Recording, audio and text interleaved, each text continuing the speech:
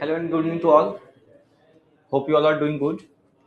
So जैसा कि हमने फर्स्ट सेमेस्टर में आपका एमआईएच में आप लोगों ने जैसा पढ़ा होगा कि एमआईएच में हम लोगों ने आपके फर्स्ट सेमेस्टर में पूरा एक फर्स्ट पेपर पढ़ा था। सेकंड पेपर जो वेस्टर्न हिस्ट्री डिपार्टमेंट का था, तो आप डिपार्टमेंट से इसको कवर करना था आपको, बाकी हम लोग उसका नोट्स दे दिए थे।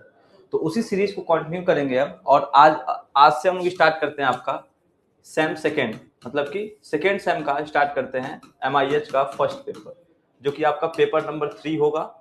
ठीक है, पेपर नंबर 3 होगा, इसमें हम लोग पढ़ेंगे मुगल्स। ठीक है, सॉरी, मुगल्स। इससे पहले वाले पेपर में हमने पढ़ा था दिल्ली सल्तनत के बारे में। ठीक है, जो कि आपके फर्स्ट सेम में आया हुआ था, दिल्ली सल्तनत के बारे में। दिल्ली सल्तनत में हम लोगों ने लोधी डायनेस्टी तक कवर किया था, लोधी डायनेस्टी तक। और अब हम लोग कवर करेंगे आपका मुगल्स। ठीक है, आपको भी पता होगा, आप जैसा कि जब हम लोग दिल्ली सल्तनत को एकदम खत्म हो रहा था, तो हमने बताया था कि लोधी डायनेस्टी के बाद फिर से एक ईरा चालू होता है, जो कि मुगल ईरा होता है, या फिर मुगल डायनेस्टी यहाँ से स्टार्ट होता है after the invasion of Babur. ठीक है, तो बाबर से स्टार्ट करेंगे हम लोग। सो क्लास स्टार्ट करने से पहले एक इम्पोर्टेंट न्यूज आप सभी के लिए, या इंफॉर्मेशन समझ लीजिए इसको, कि जो भी बच्चे सेकेंड सेमेस्टर की तैयारी करना चाहते हो, सेकेंड सेम की, या फिर आप एलयू एंट्रेंस की तैयारी करना चाहते हो, क्योंकि आपको पता है कि इस साल एंट्रेंस जो होगा अप्रैल या मई में होता है एंट्रेंस, तो उसके भी डेट जल्दी आने वाले हैं। तो आप अगर सेकेंड सेम की तैयारी करना चाहते हो, subjects like MIH, AIH, political science,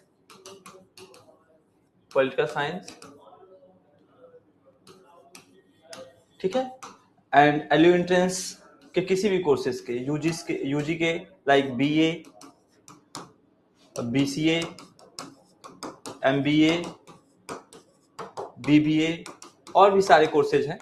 ठीक है, तो किसी भी कोर्सेज की तैयारी करना चाह रहे हो, तो आप एलयू एंट्रेंस आप एलयू अपडेट ऐप पे जाइए, और वहां से सारे बैचेस अवेलेबल हैं, वहां से आप लोग अवेल कर सकते हैं, या फिर उसको इनरोल कर लीजिए उसमें। बाकी अगर एंट्रेंस की तैयारी करना चाहते हो, तो आप एलयू अपडेट ऐप पे आपको कोर्सेज अवेलेबल मिलेंगे। सेमेस्टर्स की तैयारी करना चाहते हो तो भी वहां पे कोर्सेज अवेलेबल मिलेंगे। साथ ही साथ जो बच्चे सेमेस्टर में हैं, उनके क्लासमेट हैं, अगर उनको भी तैयारी करना है तो सजेस्ट कर सकते हैं अपने क्लासमेट्स को। अगर जितने ज्यादा क्लासमेट, मतलब जितने लोग बच्चे आते हैं क्लास में, इंटरेक्ट होता है, आपस में बातचीत होता है, कम्युनिकेट करते हैं, तो एक तरीके से आप देखते हैं कि वो चीजें काफी समय तक याद रहती हैं। ठीक है, तो आपके लिए भी बेनिफिशियल होगा। सो इसके बाद आप, अगर आपको कोई डाउट हो तो आप इस नंबर पे कॉल करके पूछ सकते हैं।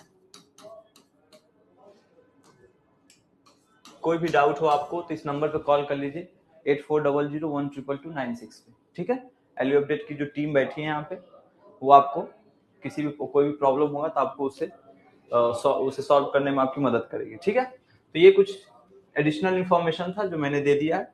सिंपल सा है कि अगर आपको सेमेस्टर की तैयारी करनी है, या फिर किसी आपके फ्रेंड को, क्लासमेट को सेमेस्टर की तैयारी करनी है, तो एलयू अपडेट ऐप पे कोर्सेज अवेलेबल है, वो आके यहाँ से इनरोल कर सकता है। बाकी अगर आपके छोटे भाई हों, आपके जूनियर हों, या फिर आपके सगी संबंधी हों, तो उनको भी अगर एलयू में एडमिशन लेना हो, तो एंट्रेंस की तैयारी शुरू हो चुकी है। 15 जनवरी से क्लासेस चल रही हैं, यूजी की क्लासेस चल रही हैं, बीए, बीसीए, एमबीए।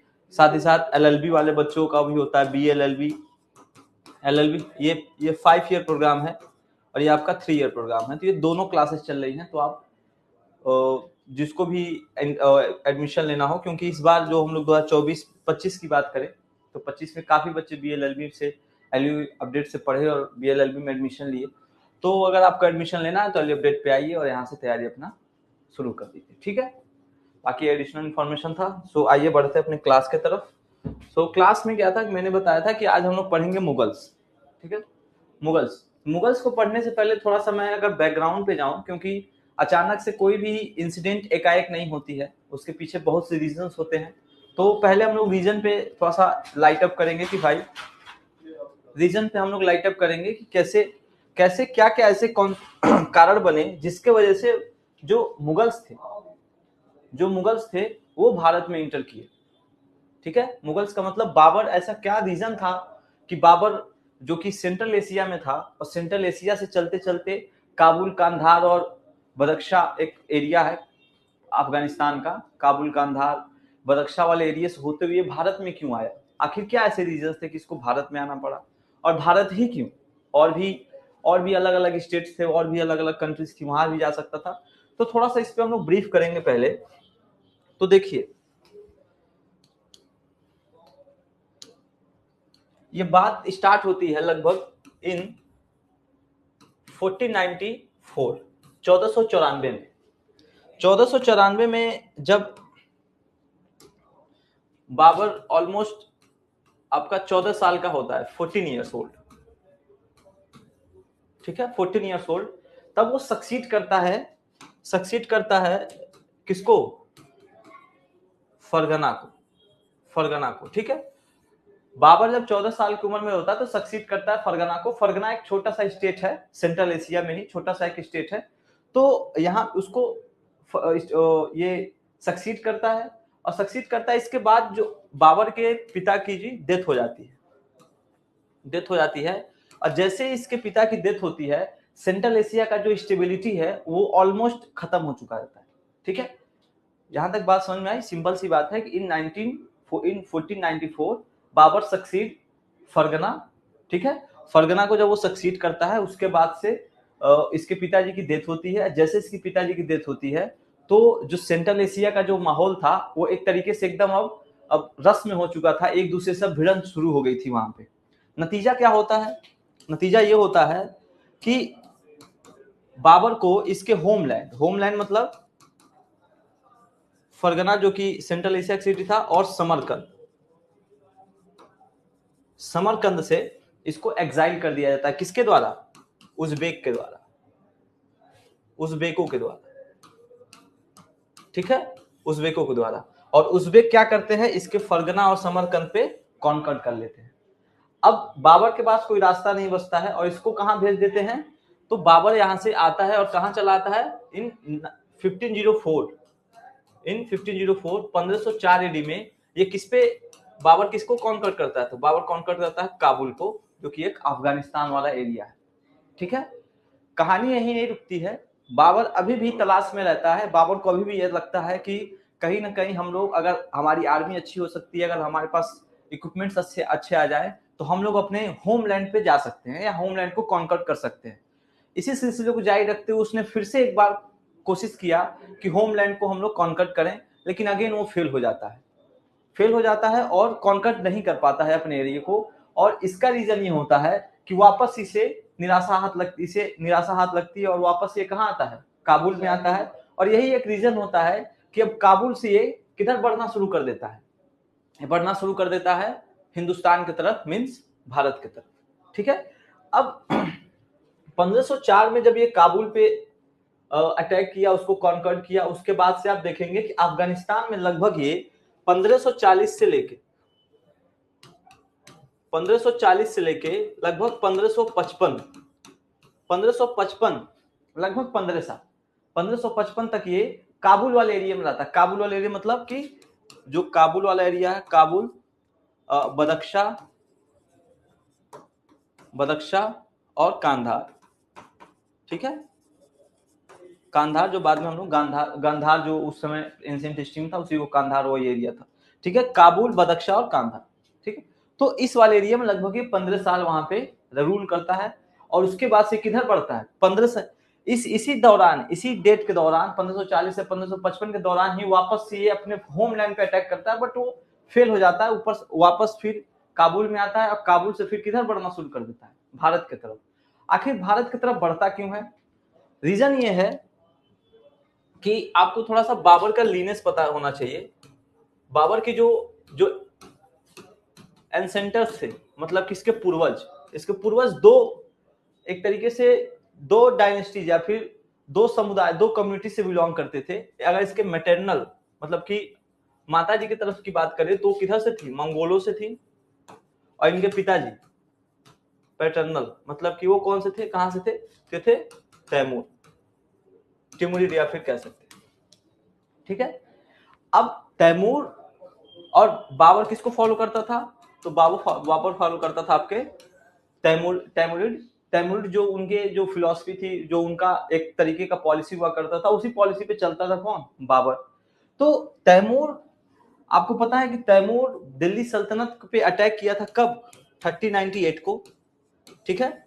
3098 में जब वो अटैक किया तो अटैक करके ना कि केवल भारत का यहां से वेल्थ ले गया, बल्कि उसने जब वो अटैक किया तो भारत से जो भी उसने धन लूटा वो तो लेके गया ही, अपने तरफ लेके गया ही। उसके बाद से क्या किया कि जो पंजाब के कुछ एरिया थे, जो अगर भारत के अगर आप मैप अगर देखें तो, अगर मैप में थोड़ा सा आप अगर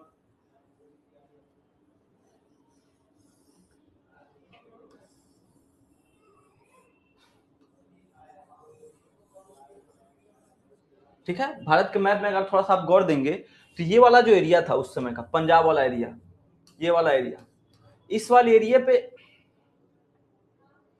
ये वाला एरिया था, तो ये दिल्ली का एरिया था। यहाँ पे अटैक करके वो सेंट्रल एशिया के तरफ तो गया ही, साथ ही साथ कुछ एरिया उसने कॉन्कर्ड कर लिया था पंजाब के, और कॉन्कर्ड करने के बाद उसके कुछ वहां पे उसके कुछ जो जनरल्स थे वहीं पे रुक गए तैमूर के, और वहीं पे अपना ठिकाना बना लिए। और उसके बाद से क्या हुआ कि वहां पे लगभग 10 साल 20 सालों तक उनकी कम से कम 10 जनरेशन तक वहीं पे, लगभग 10 जनरेशन वहीं पे पली बड़ी। इससे क्या हुआ कि बाबर को कहीं ना कहीं ये लगा कि ये मेरी लेजिटिमेसी है, लेजिटिमेट है, मेरा एक अधिकार है कि मेरे पूर्वज हैं, क्योंकि तैमूर से वो तैमूर वंश से बिलोंग करता था, और तैमूर के ही जो जनरल्स थे यहाँ पे थे, तैमूर ने अटैक किया था उसके बाद से स्टेबल किए थे यहाँ पे।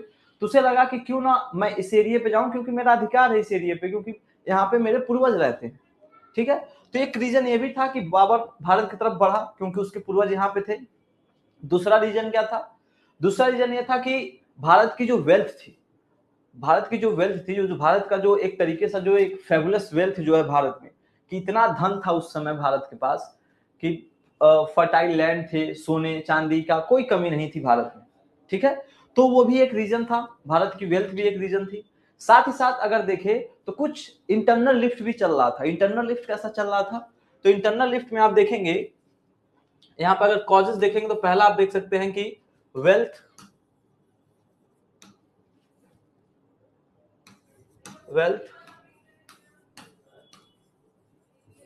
लीनेस कनेक्टिविटी, ठीक है। थर्ड आप देखेंगे इंटरनल लिफ्ट। इंटरनल लिफ्ट कैसा? लोधी डायनेस्टी जब था तो लास्ट में जो उसके लास्ट रूलर थे इब्राहिम लोधी, उनका क्या नाम था? इब्राहिम लोधी, सॉरी इब्राहिम लोधी जो थे, जो लास्ट रूलर थे इब्राहिम लोधी, वो इस समय पे दिल्ली के इस वाले रीजन में, मतलब कि भारत के नॉर्थ वाले रीजन में, दिल्ली से सटे कुछ पर्टिकुलर रीजन में वो रूल कर रहे थे, मतलब कि ये सारा रीजन, ठीक है। साथ ही साथ अगर हम दक्कन की बात करें तो दक्कन वाले रीजन में अब दो एम्पायर इमर्ज कर रहे थे। कौन कौन? विजयनगर एम्पायर और बहमनी एम्पायर, ठीक है। ये दो एम्पायर यहाँ पे इमर्ज कर रहे थे।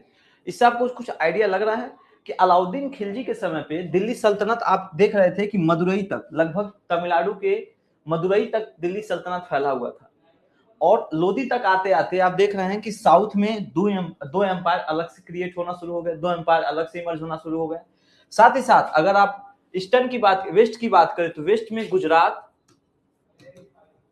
सेंट्रल की बात करें या फिर वेस्ट का ही थोड़ा सा एक पार्ट लेंगे तो मेवाड़, ईस्ट की बात करेंगे तो बंगाल, और नॉर्दर्न एरिया की बात करेंगे आप तो मालवा। ये कुछ ऐसे स्टेट्स हुए जो कि दिल्ली सल्तनत से सेपरेट हो गए थे। सेपरेट का मतलब कि अब दिल्ली सल्तनत, क्योंकि जो ये स्टेट दिल्ली सल्तनत के अंडर में थे, जैसे गुजरात, मेवाड़, बंगाल, मालवा, जो एरिया दिल्ली सल्तनत के अंडर में थे, वो तब तक ही थे जब तक उनको इस बात का आश्वासन था कि जो सुल्तान है वो हमारा एक तरीके से प्रोटेक्टर है, मतलब हमें प्रोटेक्ट कर सकता है किसी भी तरीके की इन्वेजन से या किसी भी तरीके की समस्या से हमें वो निजात दिला सकता है। लेकिन जैसे सेंट्रल अथॉरिटी कमजोर हुई और इनमें थोड़ा सा गट्स आया और इनको लगा कि हाँ हम एलिजिबल अपने आप को प्रोटेक्ट करने के लिए, now they become a independent, now they become declare himself as a independent ruler, ठीक है। यहाँ के रूलर्स जो हुए उन्होंने अपने आप को इंडिपेंडेंट डिक्लेयर करना शुरू कर दिया। तो जैसे इंडिपेंडेंट डिक्लेयर करना शुरू किया, अब यहाँ पे देखिए कि भारत में ऐसा कोई बड़ा पावर नहीं है जो कि बाबर के इन्वेजन को काउंटर कर पाए, ठीक है।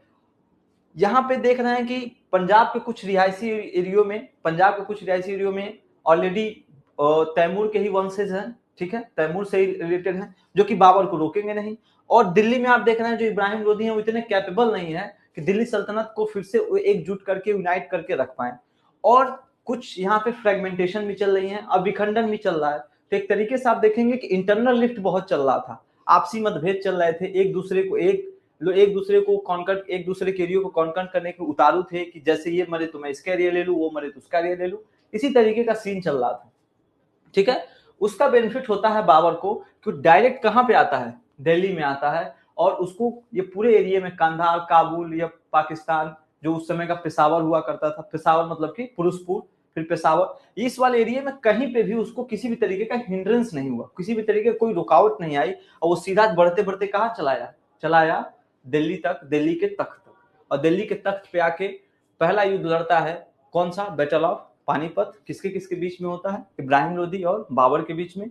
और बैटल ऑफ पानीपत में इब्राहिम लोधी मारा जाता है, और वहीं से स्टार्ट होता है एक मुगल इरा, जिसको हम लोग आगे अभी पढ़ेंगे, ठीक है। मुगल इरा जो कि 1526 से लेके लगभग आप 1857 तक देखते हैं, ठीक है। अब जब आप देख रहे थे कि जब दिल्ली पे बाबर अटैक कर देता है, तो इसकी जो एक पॉलिसी होती है वो केवल दिल्ली तक सीमित नहीं रहती है, अब ये अपने टेरिटरी को एक्सपेंड करना शुरू करता है, ठीक है। अब ये अपने टेरिटरी को एक्सपेंड करना शुरू करता है। तो उसी एक्सपेंशन को और उसी के बारे में आज हम लोग देखेंगे, जो कि आपका सेमेस्टर सेकेंड में पहला जो टॉपिक है एविडेंट ऑफ बाबर, तो उसी बाबर के बारे में हम लोग आज पढ़ेंगे, ठीक है। तो ये कुछ बैकग्राउंड था कि क्यों बाबर भारत में एंटर किया और कहां से आया था, ठीक है। देखिए, अगर आपको मैप दिख रहा हो तो थोड़ा सा आप इस मैप पे गौर करिए। ये जो हरे वाला लाइन दिख रहा है आपको, ठीक है, ये हरा वाला जो लाइन दिख रहा है, इसमें आप देखेंगे कि ये कुछ जो लाइट येलो कलर का दिख रहा है, ये वाला रीजन था जो कि बाबर ने अप्रॉक्स 1530 लगभग 1530 तक इस पूरे एरिया को उसने कॉन्कर किया था। दिल्ली में आया था, इधर ईस्ट अयोध्या उत्तर प्रदेश के पूरे ईस्ट तक पहुंचा, और ऊपर कश्मीर वाले रीजन तक, इधर आप देखेंगे कि पूरा का पूरा ये काबुल वाले एरिया तक तो ये था ही, कांधार, काबुल, मुल्तान, ये सब इसने पूरा का पूरा पंजाब का भी जो एरिया था वो कॉन्कर कर लिया।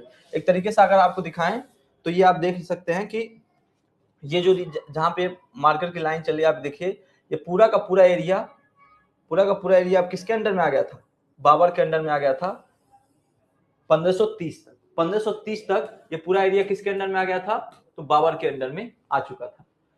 अब क्या था कि बाबर को एक्सपेंड करना था अपना टेरिटरी, अब ये धीरे धीरे किधर बढ़ा, धीरे धीरे बढ़ रहा था साउथ की तरफ, ठीक है। और इसने ईस्ट की भी तरफ एक्सपेंशन किया, साउथ की तरफ भी एक्सपेंशन किया, और वेस्ट की तरफ तो उसका ऑलरेडी एक्सपेंशन था ही, ठीक है।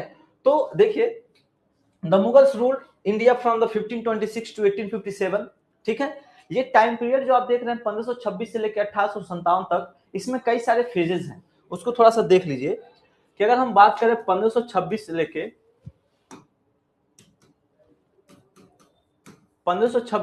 1707 तक, तो ये देखिए तो मुगल्स का ग्लोरी फेज था, ठीक है, मुगल्स का ग्लोरी फेज था, जिसमें आप देखेंगे लगभग 6 इंपॉर्टेंट रूलर कौन कौन, पहला बाबर, दूसरा आपका Humayun, third one is Akbar, Shahjahan,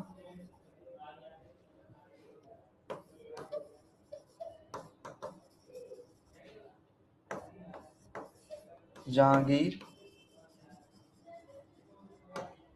और औरंगजेब,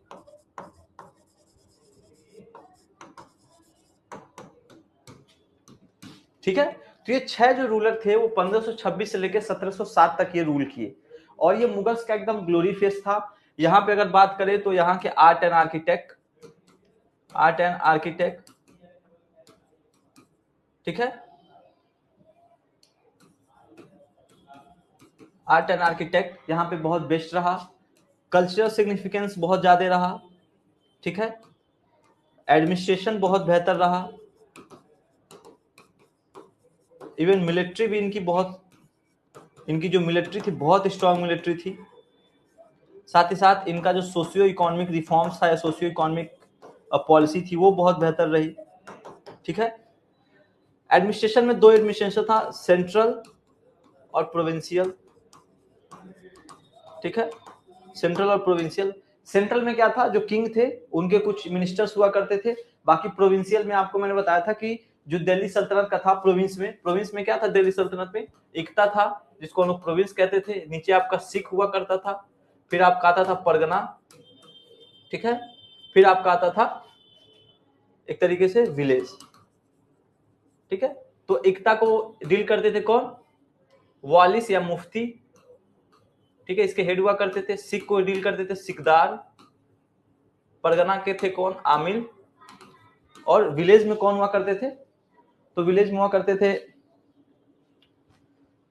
मिस कर रहा है एक, मुकदम,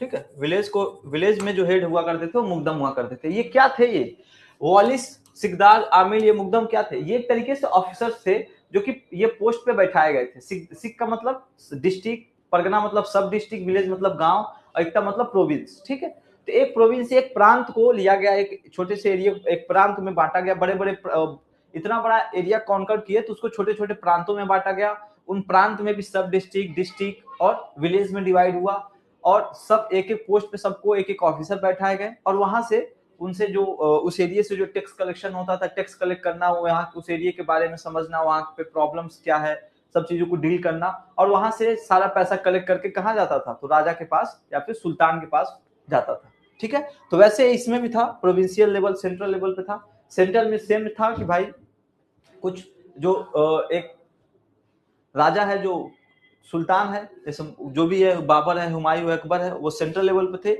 और प्रोविंशियल लेवल पे इनके जो ऑफिशियल्स थे वो काम करते थे। मिलिट्री भी इनकी बहुत स्ट्रांग थी, मिलिट्री इनकी कई पार्ट में बटी हुई थी, जैसे शमशीरबाज थे, बंदूकची थे, ठीक है, इनमें, और इनके पास कैवेलरी थी अच्छे खासे, मतलब कि बाबर के पास पूर्ण तरीके से एकदम एक स्ट्रांग मिलिट्री थी इसके पास, और ये पहला ऐसा रूलर था जो भारत में गन पाउडर का यूज किया ड्यूरिंग द वॉर, ठीक है, ड्यूरिंग द बैटल, ये पहला ऐसा रूलर था जिसने गन पाउडर का यूज किया था।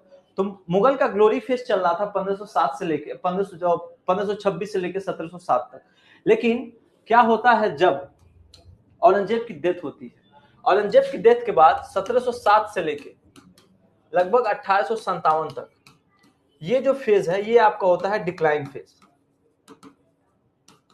ठीक है, ये होता है आपका डिक्लाइन फेज।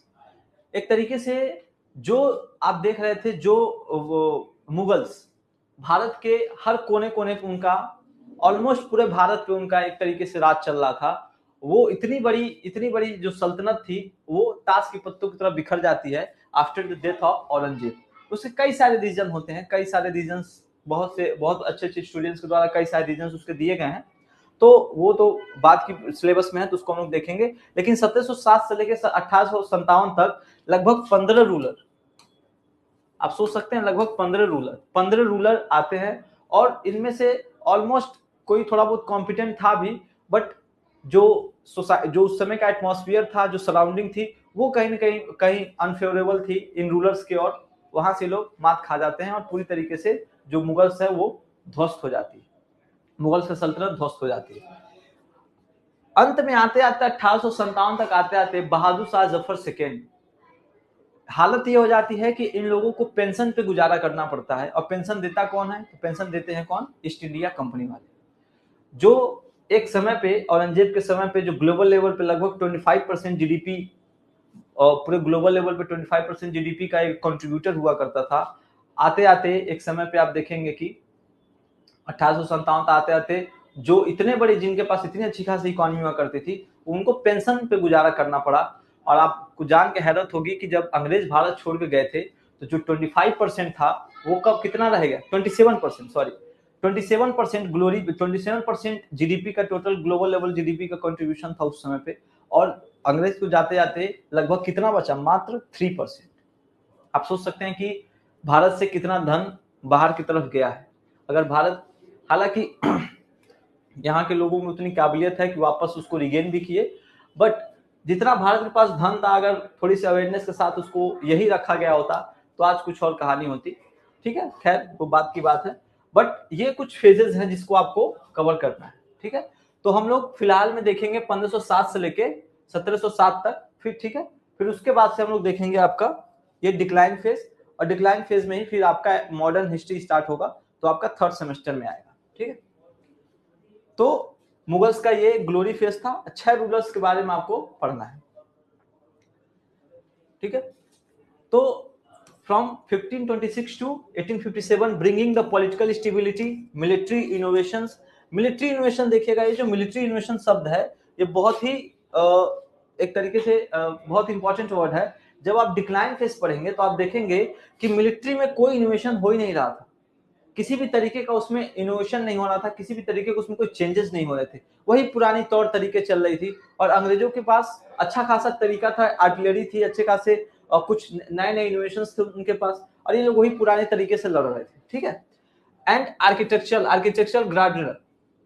आर्किटेक्चर की बात करें तो मुगल के समय में आप आर्किटेक्ट देख ही सकते हैं, चाहे वो चाहे आपका कुतुब मीनार हो, लाल किला हो, हुमायूं टॉम हो, या फिर आपका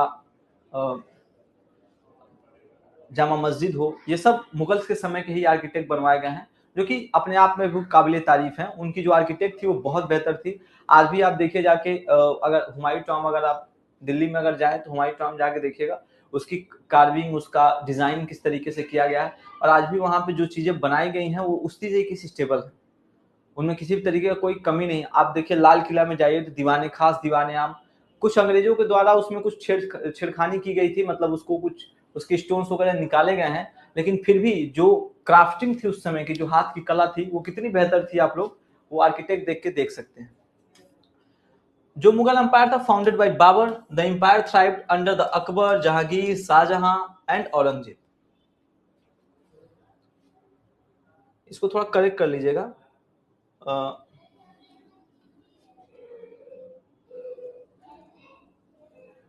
ये आपके जहांगीर, शाहजहां। ठीक है, ये सीक्वेंस ऑर्डर में हो गया, ऊपर नीचे हो गए थे दो लोग। ठीक है, तो ये आप देखेंगे कि प्रॉपर तरीके से ये लगातार ऐसे आपके अकबर, जहांगीर, शाहजहां, औरंगजेब रूल करते हैं, shaping the Indian history through a blend of Persian, central Asian and Indian culture. और इनमें इनके वजह से आप देखेंगे कि पर्सिया के कुछ कल्चर्स और सेंट्रल एशिया के कल्चर्स और इंडियन कल्चर एक तरीके से वहां पे मिक्सअप हुए, और भारत में आप देखेंगे कि यहीं से अलग अलग धर्मों का यहाँ से निर्माण, एक अलग अलग धर्म भी यहाँ से और भी तरीके से इमर्ज हो जाते हैं। हालांकि जो एक इस्लाम का जो भारत में इंटर था वो तो आप देखते हैं कि टर्किश इन्वेजन के समय पे ही हो जाता है, बट अब क्या था कि अब धीरे धीरे कल्चर का एक तरीके से यहाँ पे कल्चर भी कई तरह के कॉन्फ्लिक्ट हम लोग देखेंगे। मुगल के समय पे कल्चर कॉन्फ्लिक्ट भी बहुत रहा है, क्योंकि कुछ ऐसे मुगल्स थे जो कि प्योरिटिज्म को फॉलो करते थे, इस्लाम प्योरिटिज्म को फॉलो करते थे, तो उनके वजह से भी कुछ हिंदू और मुस्लिम में कुछ कॉन्फ्लिक्ट रहा है, तो उसको हम लोग देखेंगे आगे चल के। ठीक, बाबर, ठीक है, 1526 से लेकर 1530 तक बाबर का जो एक समय था भारत में वो बहुत अच्छा नहीं गुजरा। 1526 से लेकर 1530 तक उसके जीवन में लगातार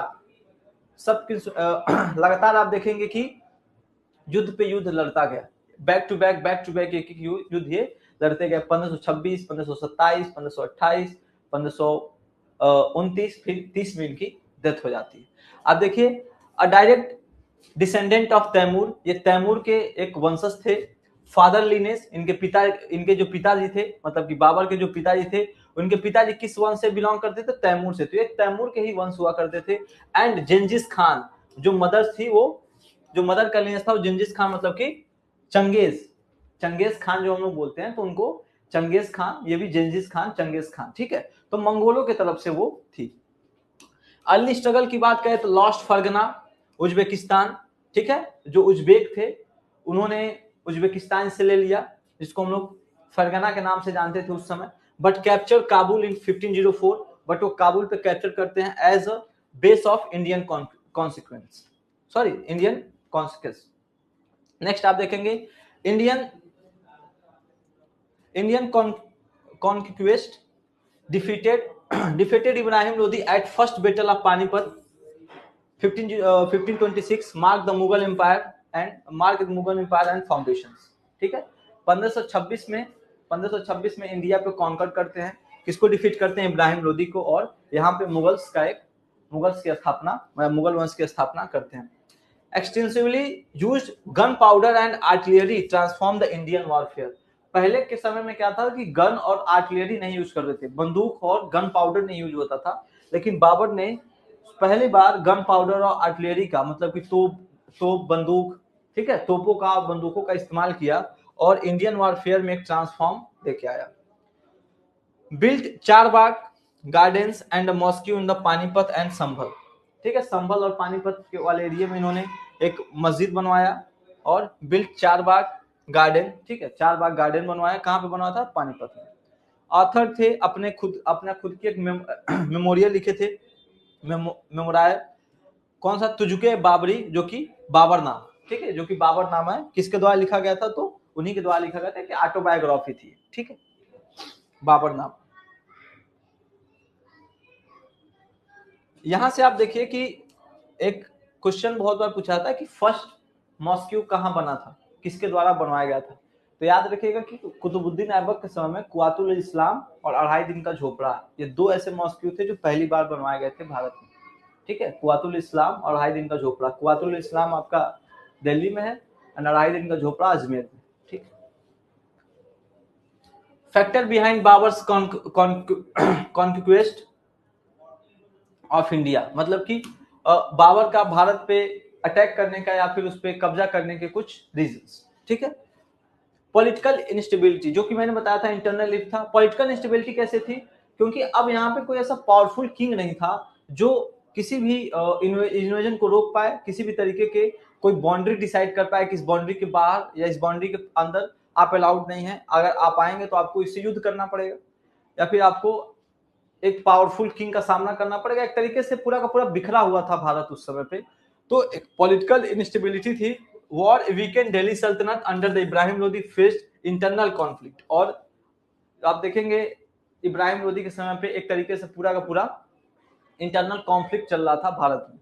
लोकल अलायंसेस में दौलत खान लोदी जो कि इनवाइटेड किए थे बाबर को to challenge the Lodi rule, ठीक है, अंदर ही अंदर कॉन्फ्लिक्ट चल रहा था, और कॉन्फ्लिक्ट चल रहा था तो इसमें फायदा क्या हुआ कि लोधी डायनेस्टी के ही जो दौलत खान थे, ठीक है, उन्हीं के सगी संबंधी, उन्हीं के लीनेज से थे वो।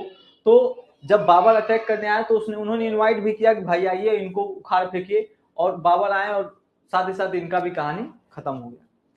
इकोनॉमिक मोटिव्स, जो भारत की वेल्थ थी, जाहिर सी बात, India wealth and fertile lands offer the better prospect than Kabul. Geopolitics, Kabul वाले एरिया में आप देखते हैं कि उतना ज्यादा फर्टिलिटी नहीं है, वहां पे कोई ऐसा इनकम का सोर्स नहीं था, बट भारत में कई सारे इनकम के सोर्सेस थे। एक रीजन वो भी था जो बाबर को भारत की तरफ अट्रैक्ट किया।